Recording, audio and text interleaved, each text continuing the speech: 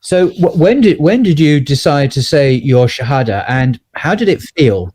I mean, what happened? If you can, a little human experience there, because that moment, then you became legally, officially, before God Himself, you became a Muslim. So, why? When did that happen, and how did it feel?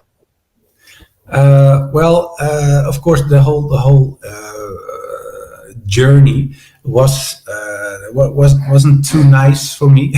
Mm. Because it didn't felt good in the beginning, especially because it's yeah, you're in conflict with yourself because the things you thought you knew are not true, and especially when it came to the prophet the prophethood of Muhammad, I was taught in a theological way that he was the Antichrist. Mm. So when you have to come from the Antichrist to Wow. the prophet of God, that's a big change. So I had to take a lot of obstacles and reread, and it was almost in the end. I have Twitter, and in my Twitter I have ayat from a surah, and it says it's not the eyes that are blind, but the heart. Yes. And I put it there because there was the fundamental problem with me as well, because in the end, and I was done writing my book, and I wrote it down. I wrote down, yes, his prophethood was true. Yes, the concept of Tawheed in Islam is true. So I had written it down, but I still couldn't accept it. Mm. So I left Christianity aside, and I in a rational way, I accepted Islam, but not in the heart. I couldn't, because that was my whole life was, of course, anti-Islam. All my friends, my work, my party, family, etc. And then I had to say, okay, I'm wrong, and it's almost. It felt so negative. So in the end, I put all the books aside, and I thought, well, I don't do anything with it. I leave it for what it is, and that's it. But then a lot of books fell off the shelf here. And one of the books was the Quran, and I picked it up, and it was that ayat I read. And I thought to myself, well, that's it. My heart is closed, I think. So when I went up to bed, and it sounds kind of sparkly, and it's not how I mean it, but I went to bed and I did like a dua or free prayer for myself. Of course, it wasn't a dua because I wasn't a Muslim yet. But I said to myself, well, I have to pray to God, whatever God it is, if it's the God of Christianity or Islam. And I said, well, lead me, give me a sign or whatever, so that I find peace in my heart. And the next day I woke up and I thought to myself, well, I'm a Muslim. And I told my wife, and she was, she said, yeah, I already knew.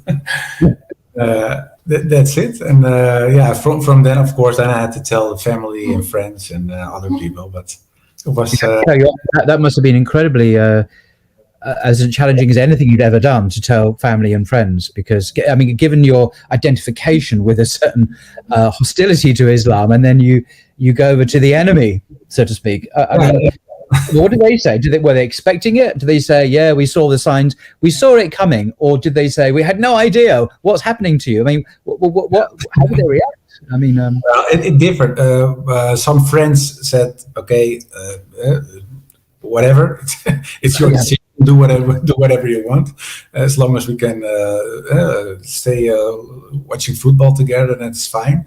But there were other, it was the typical male reaction. Later on, of course, the real questions came up. But for my mother, for example, she wasn't too happy. She started crying. So, of course, you leave the religion, but you also say, in a way, I think for her, like the way you brought us up wasn't the way it should be. So I think it's also maybe a little personal, but in the end, she accepted it, and she even told me, I like you more as a Muslim. You're sweeter as a Muslim than as a Christian. So I still don't like the fact that you're a Muslim.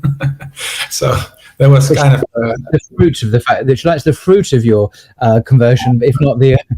So that was, and of course, a lot of I had to tell people in the family and at work and on other places. Yeah, and some people reacted very violently, were very angry, very upset.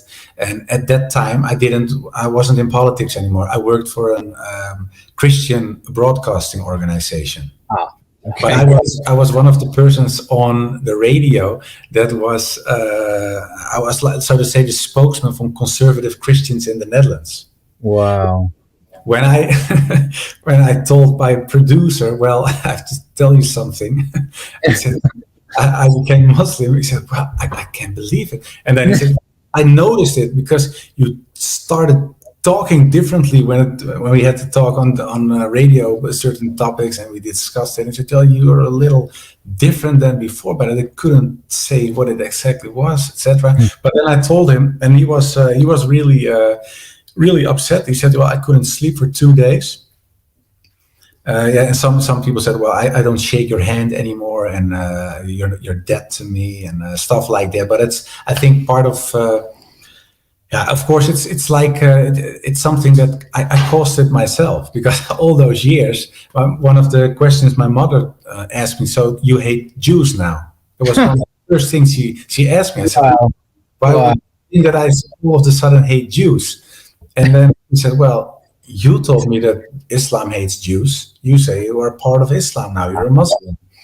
And I said, "No, I don't hate Jews. Of course not." And I just mentioned in your great book, in the 9th chapter, Hatred of Jews is page 125. You discuss, is Christianity anti-Semitic? Does Islam teach hatred of Jews? And then it talks about Muhammad and the Jews and so on. So you really discuss this in the light of objective evidence. This is what you do now. You're looking at the facts rather than coming from a position of hostility. So that's a good chapter to read, I think. Yeah, and it was a lot, because that's one of the issues that especially anti-Islamic right-wing organizations use. And of course, anti-Semitism exists also in Muslim communities, but that's not what Islam teaches. And when you look at the behavior of the Prophet, peace and blessings be upon him, you see a totally different narrative there. When you compare it to what you see nowadays in extreme right, extreme left, or some extreme Muslim communities. So it hasn't anything to do with the message of Islam. That's ridiculous. But of course, that's something a lot of people say, especially in those anti-Islamic environments. And one of those persons was myself, of course. So that's why my mother asked me, and I reassured her, no, that's not the case. And read the book, please, and I can explain it. But I think she didn't read the book. No. But inshallah that she will.